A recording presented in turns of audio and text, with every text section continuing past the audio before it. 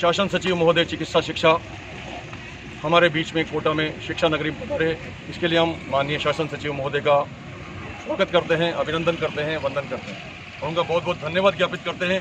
उन्होंने नर्सेज समुदाय को आगे होकर बुलाया और हमारी नर्सेज संवर्ग की ज्वलंत मांगों के संदर्भ में हमारे से चर्चा की।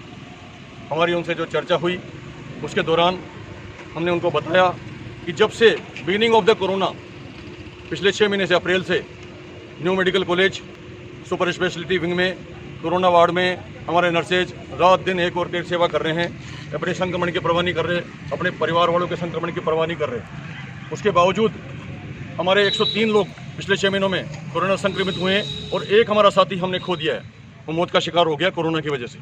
इससे हमारे बड़े हम संशय में हैं। हमने श्रीमान से मांग की है कि राजस्थान सरकार ने जो हमारे को प्रोत्साहन राशि की घोषणा की थी 2500 रुपये, अभी तक हमें प्राप्त नहीं हुआ।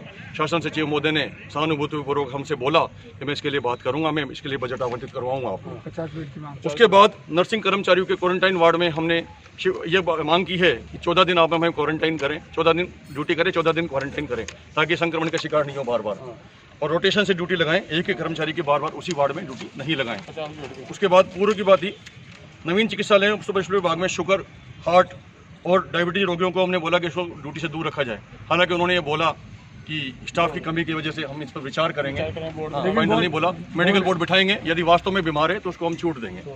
उसके बाद राज्य सरकार के आइसोलेशन वार्ड, आईसीयू अथवा डेडिकेटेड कोविड-19 हॉस्पिटल कार्यरत हेल्थ वर्कर को 200 रुपये और 100 रुपये क्रमशः दिए जाने का प्रावधान है। अभी तक वो राशि किसी को भी प्राप्त नहीं हुई है। उसके लिए भी उन्होंने तुरंत सरकार से बात करके और बजट आवंटित करवाने की बात कही है हमसे। और एक हमारे कोरोना संक्रमण बहुत ज़्यादा हो रहा है, जिसमें हमने पूर्व में बताया आपको कि हम एक साथी खो भी दिया हमारा नर्सिंग स्टाफ।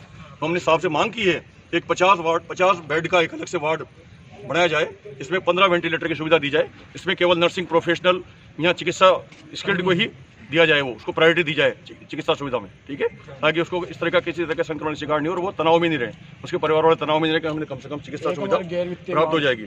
एक हमारी गैर वित्तीय मांगे जो काफ़ी समय से चली आ रही है। केंद्र सरकार ने नर्सेज का पदनाम काफ़ी समय पूर्व ही चेंज कर लिया है और एक नर्स ग्रेड 1 को सीनियर नर्सिंग अधिकारी और नर्स ग्रेड 2 को नर्सिंग अधिकारी का पद दिया गया है, जिसमें राजस्थान सरकार पर किसी भी प्रकार का कोई वित्तीय भार नहीं है।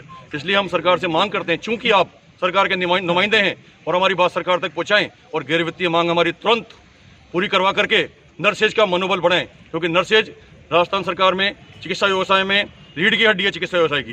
क्योंकि जैसे डॉक्टर स्किल्ड होते हैं ऐसे हम भी स्किल्ड हैं, हम भी डिप्लोमा होल्डर हैं, हम भी डिग्री होल्डर हैं, हम अपने कार्य में पूर्णतया प्रशिक्षित हैं। तो आप मनोबल बढ़ाएं ताकि हमारी सेवा भाव को, हमारा मनोबल और बढ़े, हमारी सेवा भाव और बढ़े। इसके बाद हमारी राजस्थान सरकार से कई बार वित्तीय विसंगतियों, वेतन विसंगतियों के लिए कई बार वार्ता हो चुकी है, लेकिन हमें बड़े दुख से कहना पड़ रहा है 4800 ग्रेड पे पूरे राजस्थान में नर्सिंग संवर्ग के अलावा सभी जगह राजपत्रित अधिकारी का दर्जा प्राप्त है, लेकिन नर्सेज को इन्होंने आज तक भी राजपत्रित अधिकारी का दर्जा नहीं दिया है। हम सरकार से मांग करते हैं कि नर्स ग्रेड 1 को राजपत्रित अधिकारी का दर्जा दिया जाए और पे ग्रेड को भी चेंज किया जाए, अपने कमी को केंद्र के अनुरूप सारी सुविधाएं दी जाए। जय नर्सेज।